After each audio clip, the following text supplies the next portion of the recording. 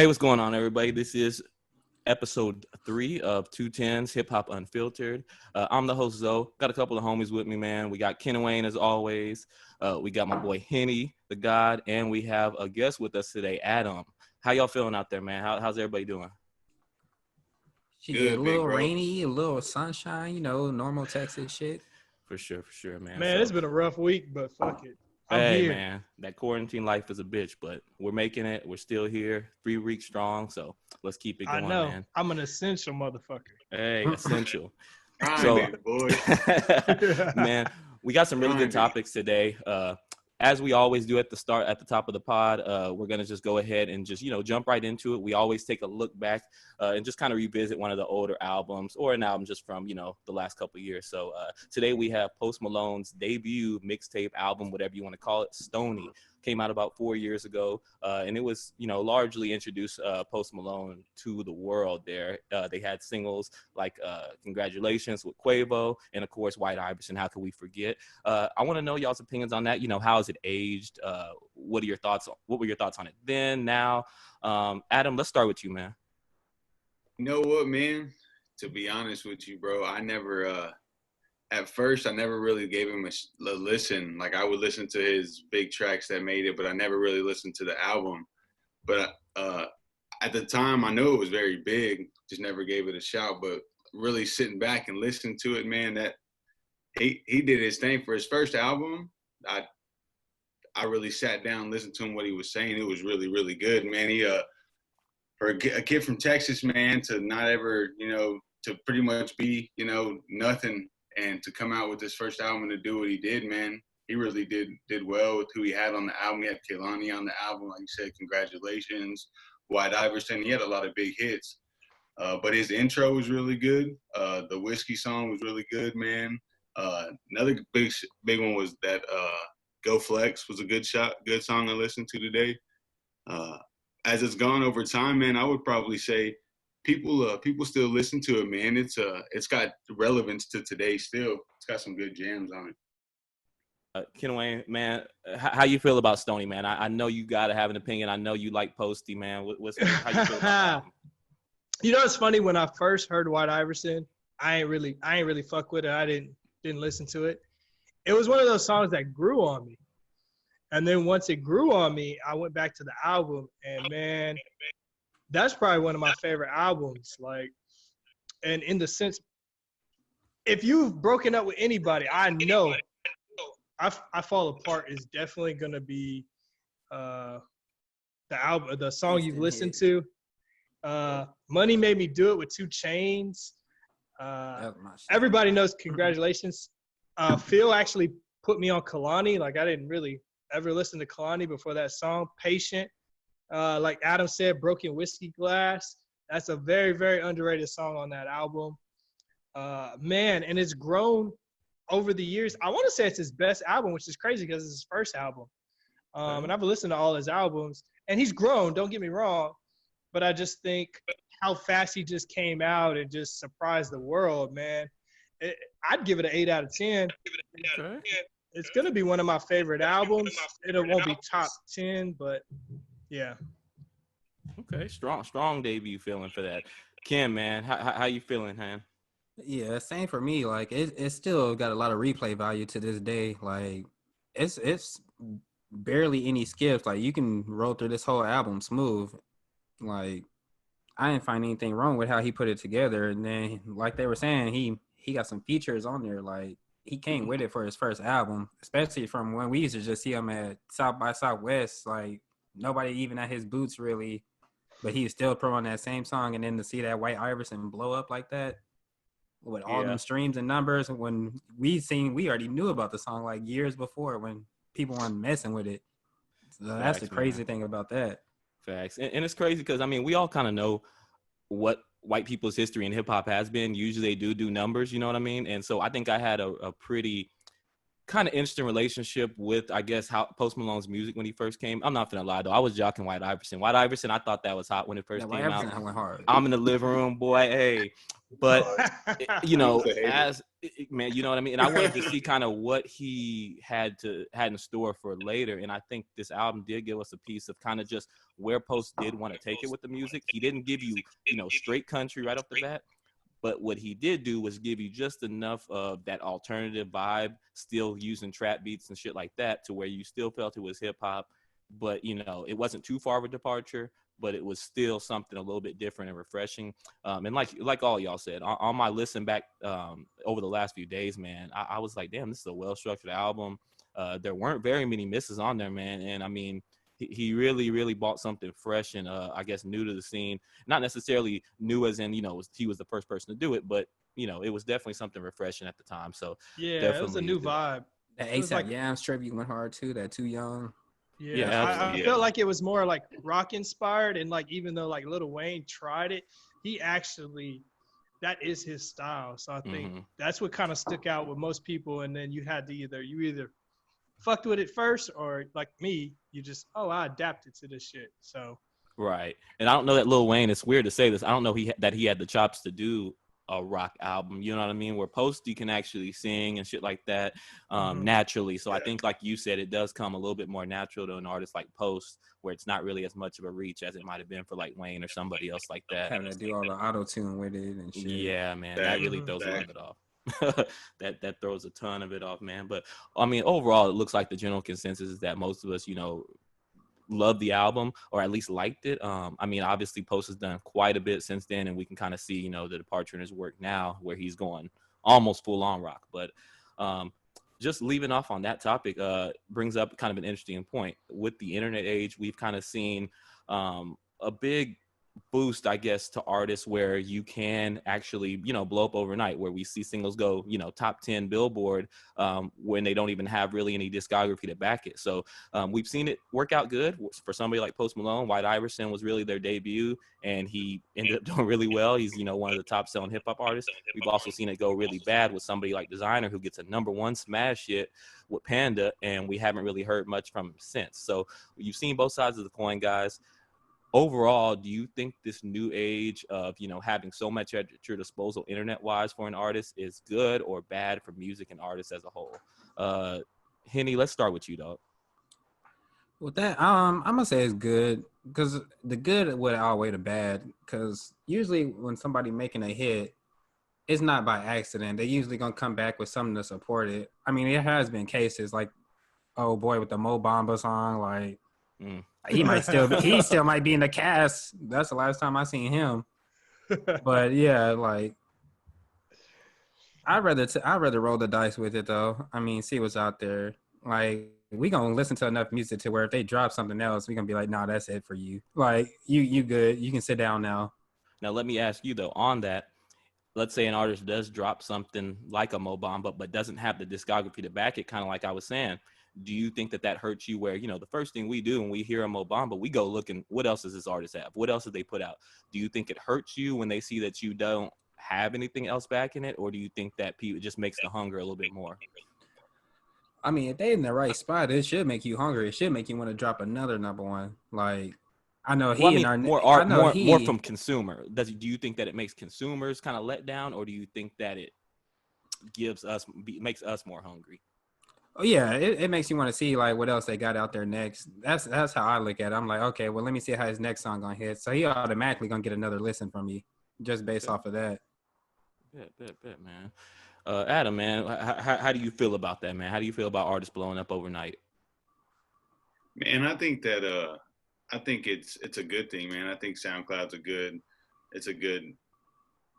platform for people, that don't have the access that a lot of people do. So, because it used to be it's who you know here, who you know there, to be able to get a chance to sit down with someone and have some time in someone's booth, and to have access to be someone, sitting down at your house. And if you really got something that's catchy and for people to have, I think it's good for the consumer, man. I think that I can see both sides of it. I can see, like, if you really connect with this song, you think, man, I want to hear something back from this guy, this artist, and they don't give you nothing. I could see it being a letdown, man. It's like, you want to hear something from this artist, but it should make someone want to get it, especially if you get a really good shot like like Mo Bamba. But like I think a good artist on it is that guy Russ. I think Russ got some really good songs, man, off the SoundCloud, and he did it all himself, produced them all.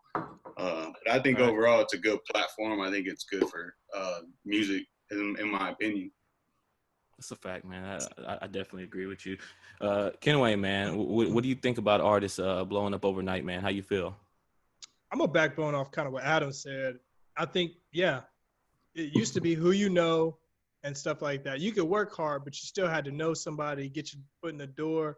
Even as recent as like J. Cole, when he was walking up to, Jay-Z and getting the, mixtape. I think it's awesome because there's artists like Post Malone that have a different style, and he can get it out there. Like y'all said, y'all were messing with him at South by Southwest, and nobody really was. It's because the music industry can't dictate your sound being popular to maybe they don't, because they'll sit there and be like, I don't think this will be popular. I'm not going to put it out there. But the consumer can say, oh, I fuck with that. And then you can get noticed a lot faster. The con I will say is I feel like a lot of artists, because they can drop that song and get popular or they release earlier, the work ethic isn't always there. I'm not going to say it's never there. And there's no growth in certain artists. So you'll see an artist, they'll release a track and it's like almost like NBA Youngboy. Like there's just no growth. Whereas you have Post Malone, he's going to grow, he's going to change, he keeps the style, but he does a little bit different. Russ, he's one that grows. Designers, you said, he never changed. He never did anything different. So yeah, you can have a one hit. And I think SoundCloud for the most part is positive, not only for the artist and consumer, but it is going to have the negative aspect in probably making some people a little bit lazier. Fact, man. And just kind of echoing what everybody said, I think we can all agree that one of the more positive things we've seen is it kind of takes away a lot of that gatekeeper, not completely, but it takes away a lot of the gatekeeper mentality where, like Adam said, you had to kind of know somebody to get in the door. Now, as consumers, yeah, we do get a little bit more of a chance to dictate, to say, hey, I like this guy, I vibe with him. He doesn't have to be necessarily in the mainstream to at least get in the door. Now, I always used to tell people, like, one of my dream jobs was to be an A&R, artist and repertoire. And I think a lot of artists could really benefit from that. And so we don't see, for me, the con side of it is we don't see the artist development anymore, where I think, like, to your point, Ken and Wayne, an artist like NBA Youngboy who has the talent could really stand to have somebody sitting there A&R, and not to say that he doesn't, but could really, in a traditional sense, stand to have somebody right there, saying, hey, let's put this on the album. Let's not put this on the album. Let's give a little bit more variety. And I think artists get in that echo chamber where you're just around friends, family, and, you don't really get that true to life touch that you need from somebody who's maybe not invested in you as a friend, but more on the business side. So I think we get deprived a little bit on that because I think the quality suffers sometimes. And, if an artist gets introduced by a hit single sometimes before they're actually known to a fan base, I think it can hurt more than help in a lot of cases, where the song is bigger than the artist. I think that killed Designer. I don't think it's always a killer. I think there's outliers kind of like Post Malone and stuff like that. But in my opinion, I think that there is a lot of harm to be done to an artist's career. But, on the other side, I definitely have to agree with, a lot of what y'all said as far as it does give more opportunity. And where there's opportunity, man, I got to support. You know what I mean? So I definitely can't argue with that. Opportunity is opportunity. Moving into the next section, though, man, as we always do, again, we have the 3 albums. We had a couple different drops in the last couple of weeks. We had that little Durk, we had that Kehlani, and then we had the Yellow Beezy. And I believe that was a joint album with, was it Trap Boy? Trap Boy Freddy, yeah. Trap Boy Freddy. I stand corrected. Trap Boy Freddy, man. Let's get to it, man. Let's go ahead and I would say let's start with that Kehlani, just to kind of throw things a little bit, give us a little bit of different vibe. This is one of the first female albums we're actually reviewing, so I think that'll be a nice touch. Man, Ken and Wayne, how you feel about the Kehlani album, man? Ooh, hold up. When I seen the album cover, there you go. That's where I was about to start. Start there. Let's start there. I was about to start. He beat me to it. And by the way, the album's name is It Was Good Until It Wasn't. Yeah, she was double cheeked up. Oh man. No, actually, like I said, I got on Kehlani from Posty a while back, and I listened to her last album. I didn't love it, but this one, bro, I really did mess with, bro. Starting off, let me look.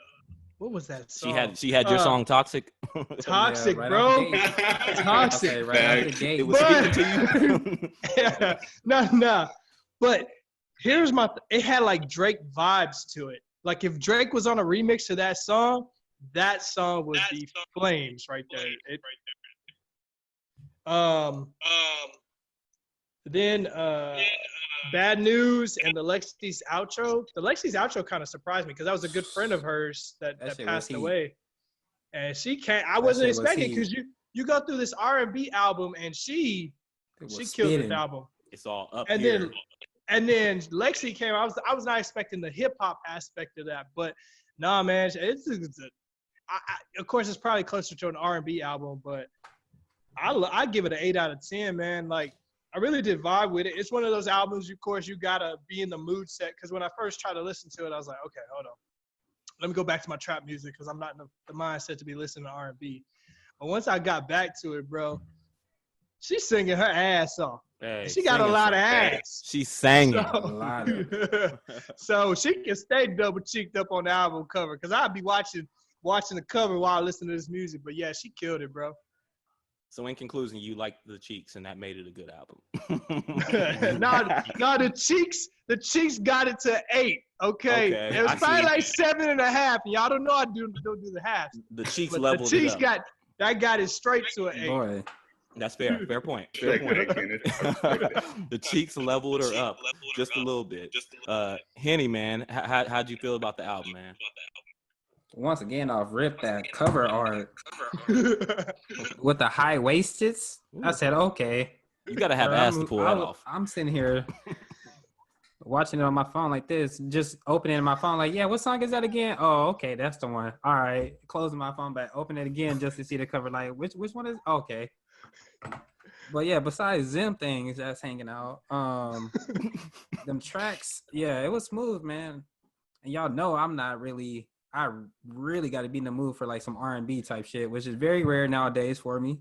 But yeah, I would give it a solid 8 though. Like it was tracks on there that was hidden, and that outro. Yeah, I wasn't ready for that either. Yeah, that was the bars on there were stupid. I was like, okay. Usually an outro is like laid back. Nah, she came on there hard. I was like, all right. Facts, man. Adam, man, how'd you like the Kehlani album, bro? Man. Them Cheeks. He about to be the third person. Nah. Don't get him in trouble. Trouble. Shout out. Okay. But no, man, really, I'll go kind of off what Henny said. I really got to be in the mood, just really sit back and listen to an R&B album. But like I told Curtis when he told me, he was like, man, this is what you got. What we're gonna talk about. I was like, man, I'm not gonna sit down and listen to this, bro. This is just not me, okay? But man, I'll go 10 steps back, man. That album is, I would say, for what she's doing and the crowd she's going to, I'm gonna give her a 9 out of 10, man. That the Toxic is really good. Obviously, she comes out spitting, doing her thing.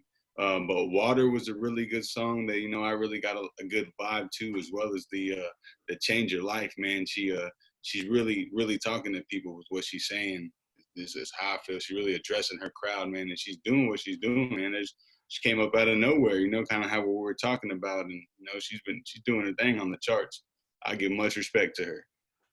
And the Cheeks. Hey, and the Cheeks. Always disrespect. Just to echo everybody else's sentiments, the Cheeks. The Cheeks were phenomenal. I was looking at it, and somebody came up behind me and was like, hold up, what are you looking at? Thought I was looking at some other shit. And I had to say, hey, man, I'm listening to music.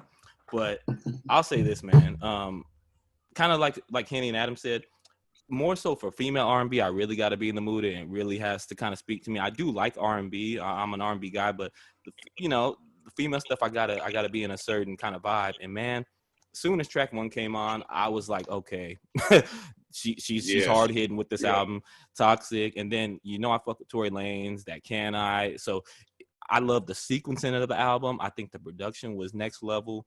For this to be like her sophomore album, I think is phenomenal. I think there's no doubt Kehlani has superstar power. You know, I think that she could be as big as anybody. You know, I hate to say as big as Rihanna, but I think if with a little bit more working of, you know, her album, if she hits the right single, I think she could take it just about anywhere. This album for me is definitely 8 out of 10. Love the vibes on it. Something I would listen to around the house. I would think that if I were a female, this might be a 10 out of 10. You know what I mean? There's certain things I just couldn't relate to, but the songwriting was good on there. The vocals were good. The production was good. Solid 8 out of 10. So I agree with what everybody said. Moving forward, let's go ahead and look into that Lil Durk. He just released an album, and it was the Just Cause Y'all Waited 2. So, you know, kind of dropped out of nowhere. This was the follow-up to a couple other albums that he had over the last year and a half. And he's been, you know, going through quite a few legal troubles. In the midst that, you know, he's made this album. It looks like it was about 15 tracks, so just, you know, perfect length. Let's jump right into it. Lil Durk's album, man. Ken and Wayne, how'd you feel about it, bro? I loved it, bro. If we were in Bad Boys, I would have said to NBA YoungBoy, "This is how you rap. Hey. This is how you do it." Because it had NBA YoungBoy vibes. If he could do what Durk did on this album, I'd listen to NBA YoungBoy. First off, 248, that boy was spitting on that track. That's one of my favorite. That's the favorite track. Three-Headed Goat, of course, was dope. Viral Moment, which I had heard before it released on YouTube. And y'all don't gonna kill me. I know y'all gonna kill me. But Chirac Demons with G Herbo. Nah, He actually was almost on. Nah, hey, don't. Hey, that's on. That's that on line. shit on there. Hold that line. No. Hey, He tried to say G Herbo was. Hey. No. I ain't gonna say Hey, he was. I ain't gonna say he was on beat though. I'm not But saying he was that. almost But he was on spitting. beat. He was You almost coming on over. You beat. coming to the G Herbo side. Listen. Come on. Hey, but nah, man, I give it 8 out of 10. I think he has room to grow, and I don't think this was supposed to be his album, but I can see so much potential. I think like he's had, like you said, a lot of stuff going on this last year, but I can see him growing and prospering. And man, Chi-Town right now, they're doing a lot of good things, them young ones out there. So I can't wait to see his actual album if I'm waiting for it. So Facts, man. Facts. Adam, man, how'd you like the Lil Durk album, bro? Lil Durk Man, album, bro. excuse me. Man, bro. L's. I've been listening to Durk since 2012, man. He's hard. I fuck with him, man. I think he's hard. I think he's grown over time. I think now if you really listen to it, like, you know, he had some bangers. I go not to repeat off what Kenneth said, but you know, I really think the Street Affair and the Street Prayer were really good. Like, you know, he's talking about trying to be more positive, you know, like, you know, he talked about the guns and everything like that, and he was talking about his daughter and things like that. I think he's grown a lot as a person, going off what you said about his personal issues, you know, man, he's got a lot to deal with. So I think, you know, him putting it out there in his music is good, maybe showing his fans, you know, he's touching more people with a more positive outlook. I'm gonna give the album myself 9 out of 10, my personal preference. To his audience, you know, I think his audience may give him you know, 8 out of 10, just himself, because there's a couple where he's in his feelings a little bit, you know, about his girl. Ain't nothing wrong with it, but the relationship track. I think it was a really good album. Really good album. Awesome. Hell yeah. Henny, man, how'd you feel about the Lil Durk Yo album, bro? Shit, I like the album. Shit, my grade feel damn low as hell now. I was gonna give him a 7. Shit. Nah, but I really did mess with the album though. The tracks on there was nice. To go off of something that he ain't mentioned, Trifling Hoes. How you not bring that song? Hey, it was dope. Somebody had to bring that up. Trifling Hoes. I knew your ass was gonna bring it up, so hey. I was like, I don't even need. I was like, nobody ain't brought it up. Yeah, I'm gonna bring it up.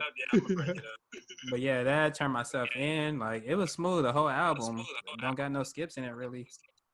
Broke Up in Miami. I don't know, that was the song he was talking about where he was really spitting about his relationship problems and shit. Yeah. Yeah. Like it was nice. I'll give it a solid 7 though. Okay.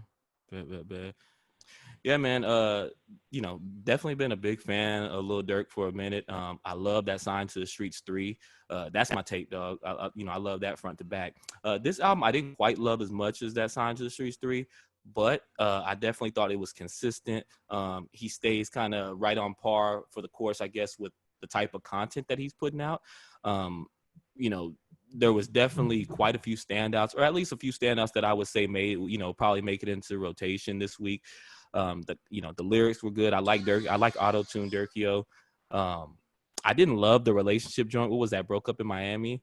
I felt like that was something where, like, almost where your girl's like forcing you to put that on the album. Like, you better tell these hoes about me. And I mean, everybody knows about their relationship anyway. I just didn't love it. I didn't like it just felt real.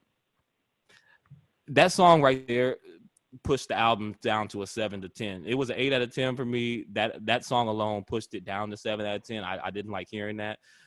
Outside of that, though, man, I thought it's a solid run. I'll definitely be running through that Durkio frequently. That 248 was cold. That Street Affection is probably my favorite track. And then I ended up even liking Viral Moment a lot, too. And I mean, just if you really pay attention to the bars through the auto-tune, I think Durkio is really one of the better lyricists, especially out of Chicago, but really not newer, but younger artists in the game. I definitely, like I said, solid 7 out of 10. Way better than his last joint, that Love Songs for the Streets. Durk's on a roll with this, and I hope he resolves the legal trouble, and I hope we keep hearing music from Durkio, going forward, man. And then last on the list, we got that Yellow Beezy with Trap Boy Freddy, I'm My Brother's Keeper. For those of you who don't know, I mean, most of you should, but Yellow Beezy, Dallas rapper. DFW. Hey, you already know. So, usually does a lot of features with local artists from the South. So you will hear a lot of people that maybe you're not as familiar with over the course of the albums that he comes out with.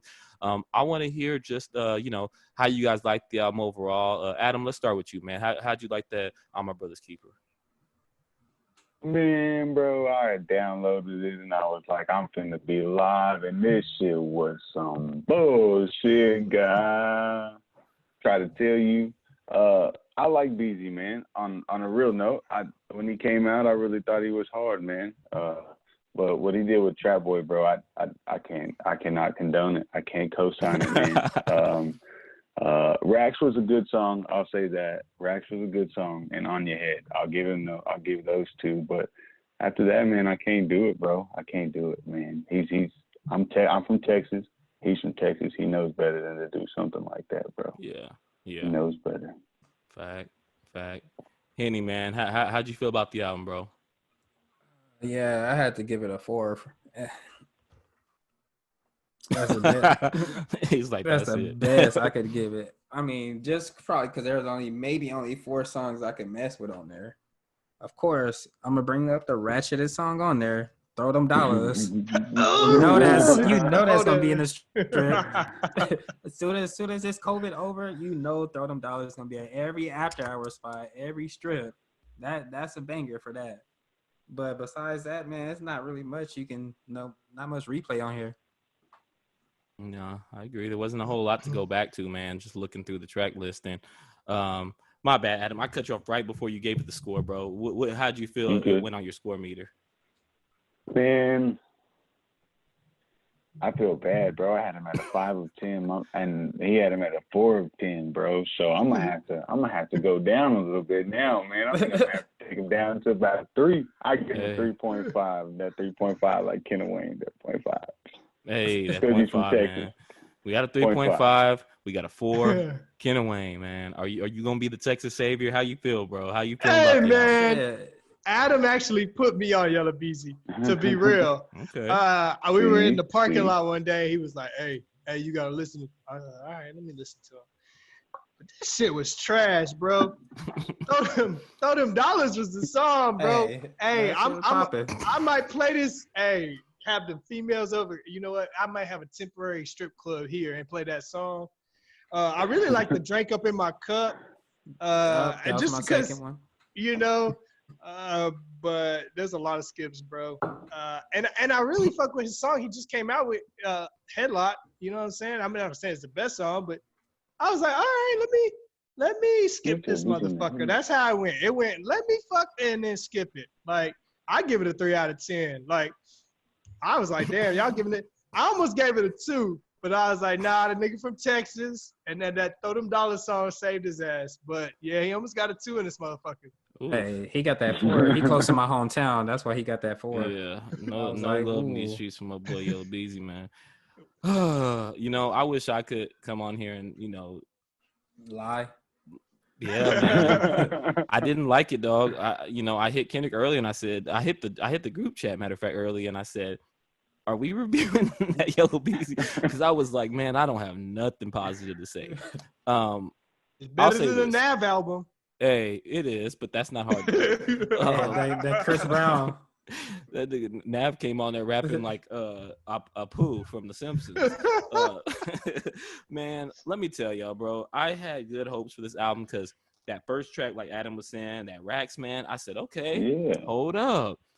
And then it just sounded like one bad song after another. And I couldn't vibe with it. Like, after a while, I got tired of hearing this nigga on the track. I'm like, oh my, like, bro, and like I said, I actually like Yella Beezy, but it's just, this wasn't it, bro. This was some type of quarantine production shit. I wasn't vibing with it. I thought I was the only one. I started getting mad that Trap Boy Freddy was on every song. I was like, this nigga's on this one too? I was like, come on, man. I wasn't feeling it, man. I don't know what they, go back to the drawing board on that. There's a couple songs maybe one song I'll put in the rotation if I'm not lying. I'd have to give it. Texas gets you an extra point. I'm gonna give it a 4 out of 10. I don't even know why we're talking about it. Nah, I'm not gonna go no further than that. This nigga can't even defend a 4 out of 10. You know that's bad. Like, he was fighting to get old boy a 2, and he can't even fight himself right now to give him a 4. I just didn't like do it. Better. Do better.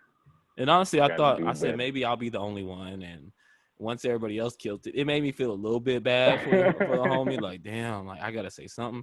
But yeah, I liked one song off there, maybe 2 max, but it didn't have no replay value. 0.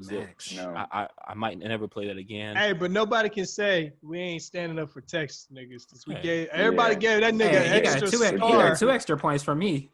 I just want to see him go into a different gear sometimes. Like, not to bring up anything with, I don't know nothing about none of their affiliations and shit like that, but like the Mo 3 cat out of DF Dub, like I like some of his range. Like Yella Beezy's the bigger artist, but his range is crazy. Mm-hmm. He can do kind of the singing, the rap, singy rap type shit. And I listened to a couple songs on accident today that came in one of my little title list. And every time I hear dude, I fuck with him a little bit more. So I mean, that's one that hopefully we'll get to review a project by him soon. But Yella Beezy, man, I hope you come out with a solo album soon, something, to redeem this last effort. We appreciate you trying to bring some music during the quarantine time, but I don't appreciate that. Yeah, this wasn't it, man. I don't either. Hey, I hate it, man. Now, moment most of us have been waiting for quite a minute, man. Tekashi 6ix9ine came back, man, with a vengeance. Let's go. I know everybody here seen the video. Waiting. Y'all have all seen the video, so I don't even have to try to explain it. He dropped that Gooba. I want y'all to just give me y'all's general reactions on Tekashi, his release, the video, man. I got to start with my boy Hen Dog, man. Henny, how you feeling, bro? How you feeling? I had to put my thumb up on the little Zoom chat real quick. Boy, fucking goat back. You know what I'm saying? The troll god, my boy 6ix9ine free. They done fucked up. I prayed for this day. I prayed for it. I said, let them free my nigga. I'm bored. COVID going down. I need some entertainment in my life. Bam. Look at his IG. I'm about to post a video. I was like, it's a fucking rap. It don't even matter what he said in this song. It was gonna get views because people just. What did you think of the actual song? The actual song, garbage. The actual video, best thing I seen in my life in the past few. Talk about cheeks. Ooh. I'm talking about out of the rainbow. I'm picking red. But I didn't know his girl had a twin. What, the cheeks? His girl was in that video, and then No, I seen his baby mama. I'm like, He said, "Was there a face in there?" yeah, I was like, there's faces. yeah. Yeah, but that video, it topped it off when he turned into the rat. Oh, I said, yeah. oh, That was that hard. topped it off. I said, this man a fool. He pulled some 8 Mile shit where you just talk shit about yourself and can't nobody say nothing else about you. Exactly, bro. Like somebody said it, like he the real life Joker. Like this man is an idiot. I am a bro. fucking bum. I just goddamn. Went on his song saying it, went on IG saying it. I snitched, I get it. But what else? He said, what else y'all got? You ain't got this watch though. I said, if this ain't the most nigga moment ever, this nigga just started flexing for no reason. You ain't got this watch though. You ain't got this. You ain't got these cars. I was like, all right. That's And he nigga's was not logic wrong. to everything, bro. He was not wrong though. I don't. I was like, you right. You got the Richard Millie. Yep, you right. Man, Kenway, man, how'd you feel about the Gooba song / video? I mean, the song was trash, and I actually messed with this a little bit, which is surprising because I 6ix9ine is trash. I'm not even gonna like. If There's he no was debate. a rapper, he's a 1 out of 10 all the time. Like, but the cheeks, man. Like Kehlani's album had cheeks, but this was like Kehlani album in red, yellow, purple, every color of the rainbow. There was a little bit more plastic. You think there was some plastic in there though? I mean, definitely. Oh yeah, oh yes, most definitely. I don't think anybody is gonna say no, but yeah, like Henry said, when he turned to the rat, I was like, oh, this nigga trolling. I mean, that's what he's known for. Super troll. And it was crazy because, you know, other than the video, he's had a lot of controversy this week, you know, going back and forth with Meek, Snoop even. I think it is, and his Instagram feed. It was kind of interesting what he said when he went over, hey, why should I be loyal to these people on the outside, on the inside, you know, when I go in, how do I know they'll be loyal to me in there? And I was like, oh, that's a different perspective. But I also get like the whole street thing, man. You're not supposed to snitch. And I guarantee it, half of y'all out there looking would snitch on somebody, bro. I know y'all snitch at work on people. More than half. Everybody's solid out. That's what Like that meme said. He said, nigga, I remember that time you folded up at the principal office. Talking about you like everybody's straight gangsta out here, bro. But you also have to take into consideration, like, I don't feel bad for him because you was trying to live a life you not about. So at the same time, you put yourself in that position. So I feel you, but I also feel like you put yourself in that position. You want to live that street life, and you really wasn't about it. Like 50 Cent said, he's not really about it. He admitted it. But, bro, when it all came down to that real shit, he really wasn't about it. But, hey, I can't – he is the best at marketing, the best. There's no rapper close to him except maybe Drake. Yeah. And I don't even think Drake could do 2 million on a live stream on the IG live. Like, I don't know, because he went on Tory Lane's Instagram and broke the record before. right. So that's why I said that'd be the closest one. Damn. But yeah, I mean, bro. the previous record was like under 500,000. Yeah. Like, Yeah, God true. damn. But Drake ain't gone nowhere. Drake ain't went to prison. True. On True. some controversial shit, you know, Yeah. not just going, because we still got what's old boy Bobby Shmurda. He should be getting out soon, and he went to prison. December 11th. Yeah, that's gonna be a My viral boy moment Bobby. right there, bro. Bobby. Man, What'd you think Adam. about it, Zoe? Well, I guess I'll go, man. I'll say this. I think I'll give him this much credit. I think he freestyles his bars on the songs.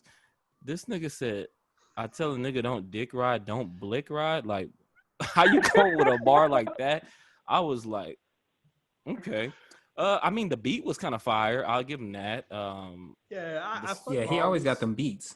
The song was kind of made me a little nauseous. The video was dope though, man. I like the rollout overall. Like, I mean, what else? You know, I didn't expect that. 6ix9ine broke YouTube damn near with the shit. That boy said, "Are you dumb, stupid, or Stupid dumb? and dumb. Huh?" I honestly would have liked to have seen him come home and just kind of sit his ass down somewhere. But then now I'm actually super entertained. So maybe it's not such a bad thing.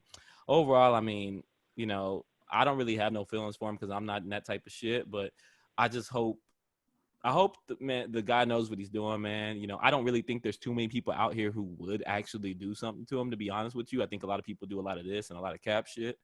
But overall, I mean, as long as he feels like he's know what he's doing and he's being safe with him and his family and shit like that, realizing that some of this shit out here ain't a game because there are people doing time for it.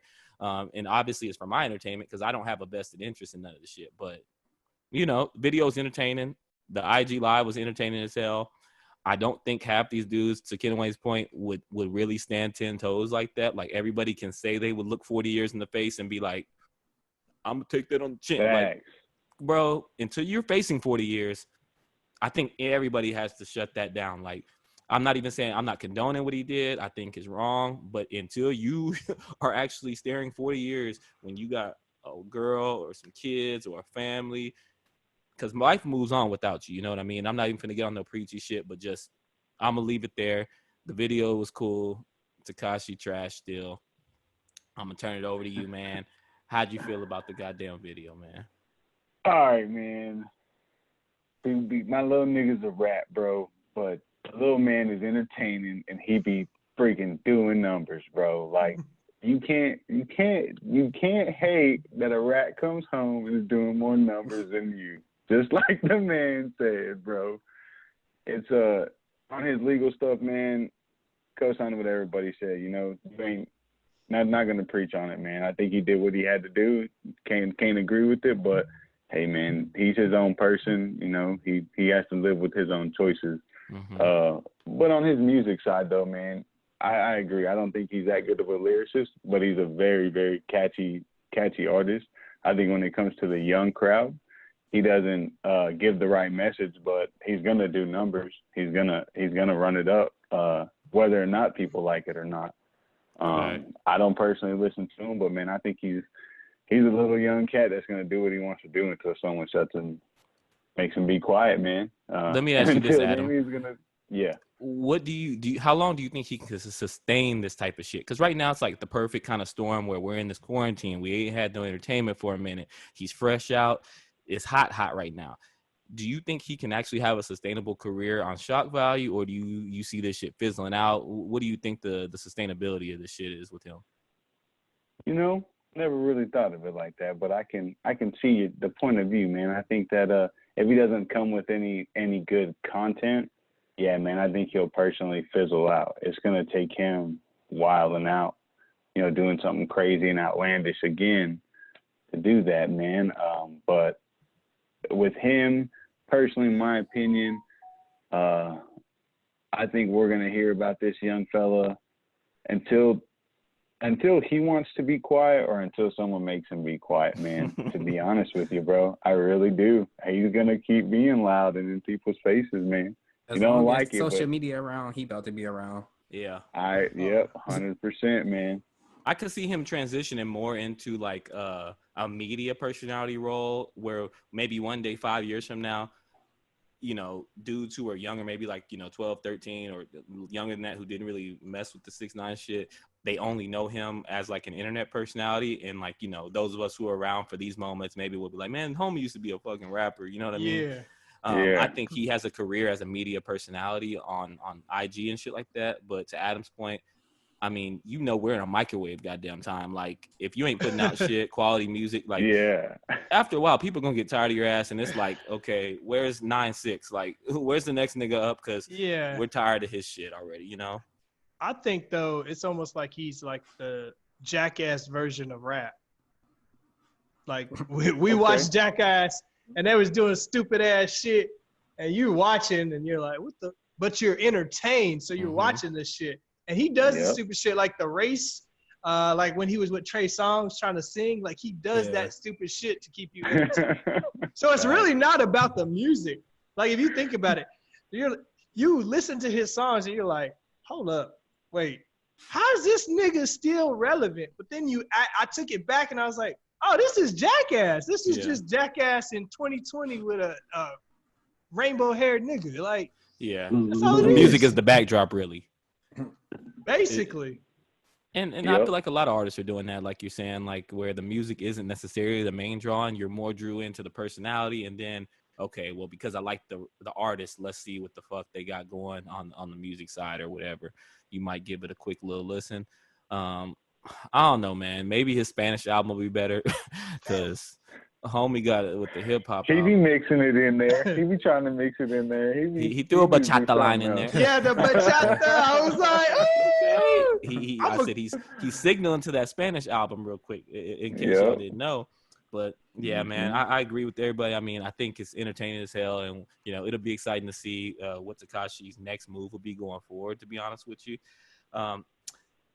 moving forward, man, he saw Snoop Dogg had an IG post within the last couple of days, and it said they were basically kind of captioned like they were the royal family, or remember we're royalty.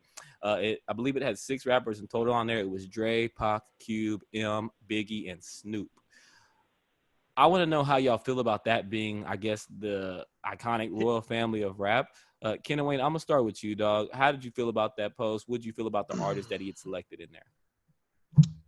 Well, I looked at it and I was like, well, this is a lot of West Coast rappers.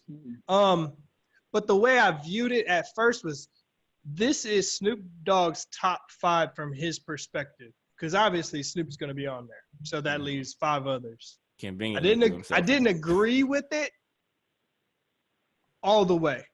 And here's why. I can't have a hip-hop royal family without Jay-Z and Nas. You just can't. I'm sorry. Talk to me. I would replace Cube, Dre, and Snoop. Now, granted, this is from Snoop's perspective, with Nas, Jay-Z, and Lil Wayne. And some people are probably like, Lil Wayne changed the whole mixtape, doing what you want. Honestly, the drug thing wasn't really that big like these young kids were doing, like lean and stuff, until he was. And there's no better feeling than hearing a Lil Wayne lighter flick before the track. You know his ass is going in. And I don't think Cube, he's still one of my favorites. And obviously Dre, the whole music scene, NWA, onto Eminem, 50 Cent, I think they did it. Snoop just doesn't hold a place to me in a top 6. I think he's one of the best West Coast artists. But I understood where he was coming from. If you're Snoop Dogg and you're asking your hip hop royalty, it's definitely going to be there. But you can't have it. If you take away Nas at least, which I still can't do, you got to have Jay, because he's still doing the numbers. He's still relevant, and he's been back with Biggie. So I agree from his perspective if you're talking strictly West Coast, but he had some East Coast people on there. So it's got to have Jay-Z, Nas, and Wayne for me. Okay. I hear that, bro. I hear that. Adam, man, what'd you think about the post, man? Did you feel like he got it right? Did he nail it? Did he fuck up? Man, I think he hit a couple nails right on the head, man. But I can kind of agree with Ken. There's a couple that are a little iffy there, man. I think M's on there 100%, Pac's on there 100%, Biggie. I'm gonna change perspective though, man. I think Dre's relevant, man. I think Dre's been in the game, bro. Dre's been producing beats. I personally myself, when it comes to that, because I'm gonna throw Jay-Z in there as well and replace him with Cube because of that relevance. When it just comes to a business mindset, man, those two right there, there's no topping them two when it comes to a business and it comes to the rapping. Snoop, man, I love Snoop, man, West Coast, bro, but I don't think he's top 5, man. I'm gonna have to take him out. I'm gonna have to take him out of there, man. And I was really iffy. I had Nas in there. Wayne wasn't really a big person for me. And people might say this because I'm a little bit younger, man, but I'm gonna have to put Drake up there, man, when it comes to relevance, bro, just because the man done did numbers. For what he's done in the game, I got to put him up there with the OGs, bro. You can't knock him when it comes to who he's touched, what he's done, his platforms of work, mixtapes, albums, time after time, this man has delivered. But yeah, that'd be my perspective of the royalty. fact. Now you did redeem yourself with the Drake bar because when you said no Wayne, I almost muted this nigga. but nah, man, you redeemed it. You redeemed it, man. That was right on. That was right on par, man. Henny dog, how you feel about the list he had, or I guess really the picture that he had and the 6 artists he had up there, including himself, man? Shit, with the picture, man. So I smoked hella blunts trying to get in his mindset. And I looked at the picture. Cause when you look at that, you really don't know what the fuck he talking about, really. If you look at the different years, as far as like basically early 90s to early 90s to like the early 2000s and late 90s kind of era. And then you're like, well, like Curtis said, like, nigga, where is Jay-Z? Where is Nas? So I'm like, maybe this is just like his perspective. So then I roll another blunt, look at the picture again. And then you're just like, hold on. Nigga, Eminem's in here. So we doing New Year, then where's Wayne? That was the same thing I was thinking. Like, if we getting that far into the 2000s, where's Wayne? Where's Luda? If we just talking about like royalty, like, then I smoked another blunt.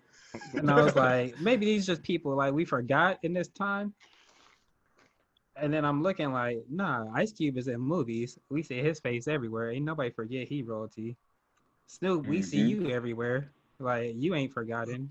And damn sure ain't nobody forget about Pac and Big. Like, them two are the biggest name in hip-hop, period. So, basically, to sum it up, I don't know what the fuck Snoop is talking about. Yeah, That's man. my summary of it. I struggled there, too, where I was trying to get in that mind frame. I mean, let me put it like this. And it's like you said. I tried to say, okay, maybe it's errors. But then I went, nah, because Jay-Z and Nas are right in the middle of that error. And it's like, I think the only undeniable is on there are probably Pac, Biggie. And surprisingly, I would probably say Dre maybe, just because of the hand he's had in a lot of different shit as far as production and just what he's done in the game. You know, I think just even on the as an executive as well, like what he's done as far as, I mean, there is no shady aftermath, none of that without Dre. There's no real 50 Cent probably without Dre. Probably no Game, G-Unit. A lot of that shit spawned out of that whole aftermath shit like that, which spawned out of Dre. So I think we owe him a lot more than a lot of people are willing to give him credit. Dre beats. You know, I was even finna go there. I don't have him on today, so I was like, let me not go there. But Snoop, man, I mean, like most of y'all said, the top 6, I think he's a little bit more iconic than people give him credit. Cube is one of the greats. But it kind of, as soon as I saw the post, I thought about Jay-Z's 22 twos, man. Too much West Coast dick licking, man. Like, it's just too much West Coast shit for me on there, and it just felt like he didn't really spread it out evenly. I personally would throw Wayne in there if we're going to throw Eminem in there, because I feel like although Wayne did come before M slightly, I think Wayne's the better artist, man, overall, and had the bigger impact on hip-hop heads, I would say. Not all hip-hop heads, but most, I would think. So all in all, I think he got it wrong, and maybe he was just high off that shit. You know, he be smoking.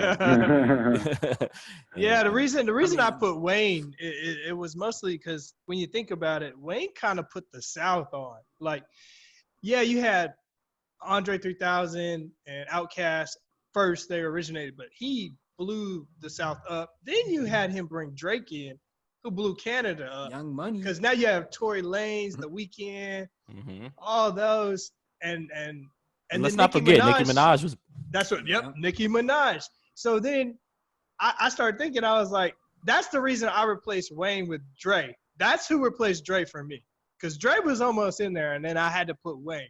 So Dre's right there, but that's. I mean, the Chronic alone.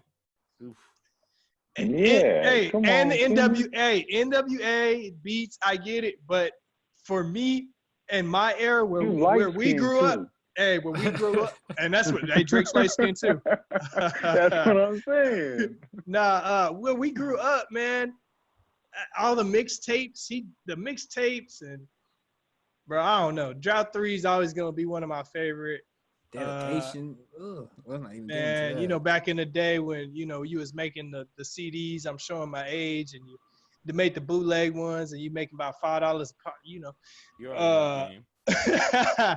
But no, I just felt like Wayne, to me, in our era meant more to me than Dr. Dre ever did. You know, like I grew up Dr. Dre, but where I was most influenced was Lil Wayne, man. So if this was a NCAA bracket, Dre would have been your first out. No, Dre was the last out. Or yeah, last out. Excuse me, last. Snoop was the first out. Okay. Snoop, then Cube, then Dre. Okay. And Dre was a hard out. Dre's like Dre and Wayne. Wayne came down to a buzzer beater. Boom, 3. That's how it was. It wasn't like he got drugged.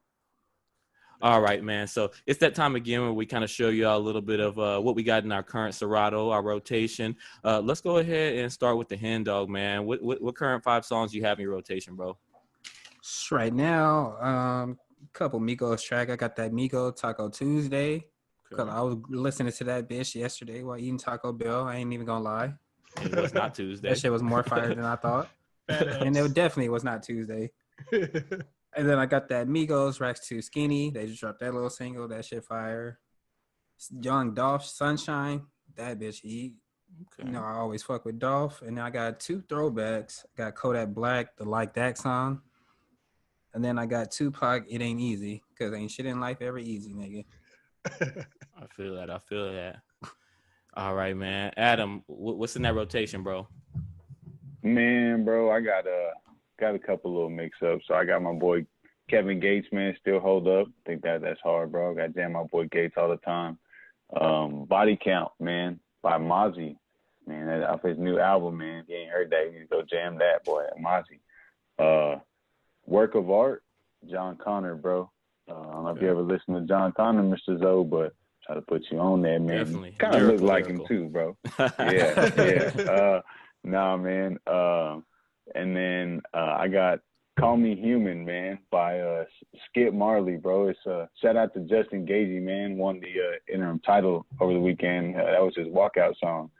And I put that song on in the morning, bro. It gets you motivated, man. It gets you ready to go. And then last but not least, man, Something to Prove by Baby. Like he said, man, life ain't easy. I always got something to prove, bro. Something to prove, man. Get you going. I like it, man. I dig the album. Definitely really diverse. Had some really good artists in there. So definitely one to check out. Up third, man, I would say top 5. I threw a little bit old stuff in there. Not old, but old by today's standards, I guess. I had 2 Durkio songs in there, man. I had that Street Affection, Lil Durk. I had that 248. And then all the rest of my shit was older stuff. I had R.I.P. Kevin Miller, Isaiah Rashad off that Sylvia demo. I had Infinity, which was that XXXTentacion featuring Joey Badass, definitely a dope song. And I had Running the Streets, Rick Ross with A Boogie, and my boy, goddamn Florida boy. I'm tripping on his name right now. Damn, I'm trash, but Jack Boy? Nah. Not at all. No, I'll come back to him either way. But either way, dope song. Kenaway, man. What's in that rotation right now, bro? Oh man, you stole one of mine, so I'm gonna switch it up a little bit. We're gonna start with "Pressin" by Sada Baby and King Von. Man, this whole that whole little album is a little bit nice. You know what I'm saying? Hurry Up and Buy by Hardo and Jid. Jid kills that verse, bro. Quarter Brick by the Great Ape and Ross. Bro, I love hearing Ross spit on some trap shit. Like, he's on that sophisticated, educated shit now. Man, fuck that, Ross. Get back to the shit I want to hear. Don't Need Time by Hot Boy. He's one of them Florida artists, bro. Watch this nigga. His hair goes up. I don't even know, bro. I ran into this nigga on YouTube. You know how YouTube be really on some different shit. Yeah, like I'm like, fuck. But honestly, boy got caught off in the rabbit hole. That autoplay, nigga. Yeah, but honestly, it was a dope ass song, and I'm gonna take it back for the last one, I guess this week. We're gonna do "Kill Us All" by Twista, man, bro. Okay. Hey, y'all been having a hard week. I've been having a hard week. I listen to that shit. Man, fuck everybody. I'll go to work. It's on some real shit now. Hey. And if I'm having a bad day, I'll go back to the truck, listen to that shit, go back to work, and fuck everybody. Back at it.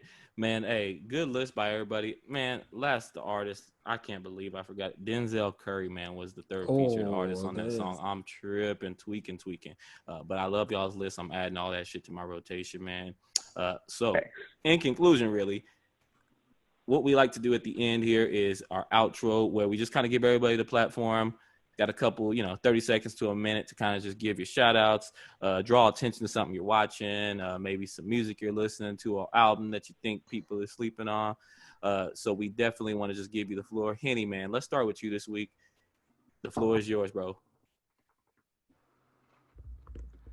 Ladies and gentlemen, let me stop playing. Act like I'm a UFC little announcer. Bruce Buffer. Let's get ready to rumble head ass. I'm gonna start out. New another little song. He's a YouTuber. I'm gonna put y'all on. Go bump DDG Exotics. That video just dropped. It's pretty fire. So that's something else to put y'all on. Give a little couple shout outs. Give a little shout out to Felicia, Nancy, Herman, Crystal, Delilah, Dom, Q, Rex, Hulu Gang. Shout out to y'all. Appreciate everybody. Like and subscribe, of course. And that's about it. That's all I got. Okay, cool, man. Adam, bro, floor is yours, bro.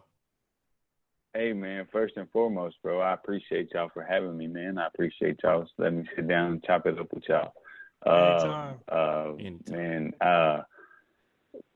you ain't seen For Life, the new show on ABC, bro. It's about the lawyer Isaac Wright, man. That's a really good show, man. I've been on that. That shit hard, man. I've been watching that.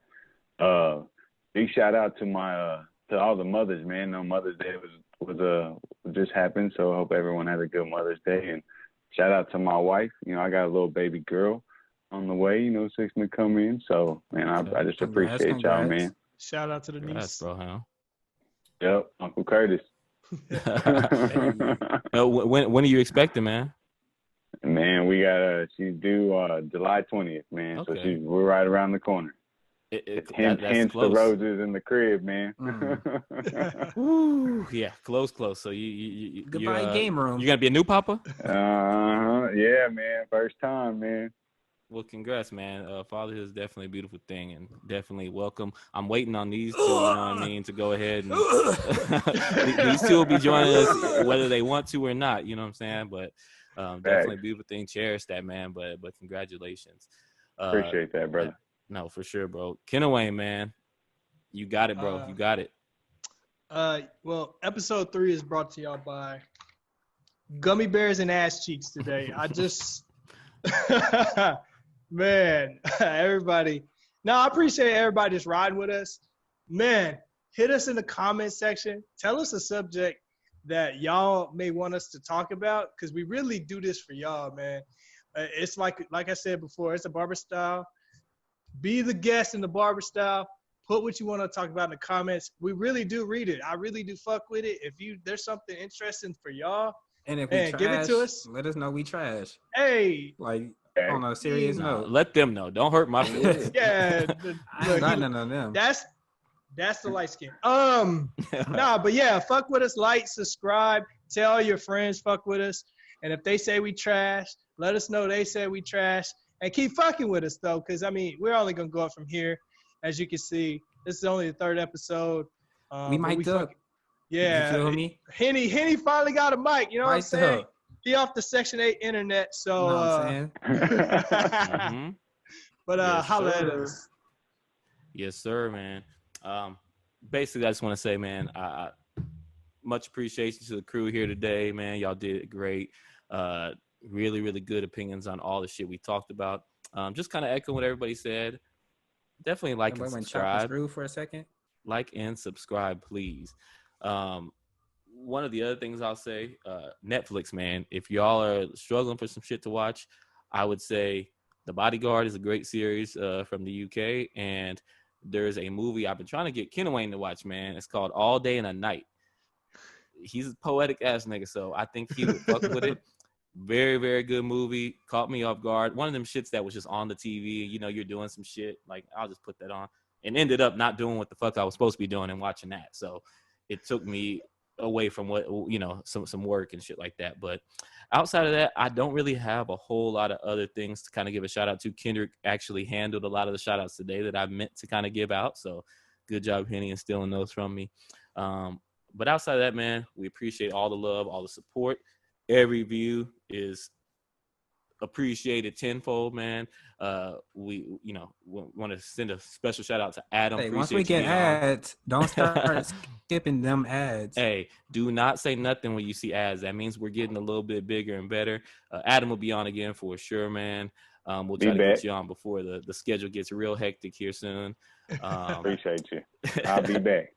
Absolutely, man. But as always, you know, much love, peace, spread the positivity, man. It's been real. Peace.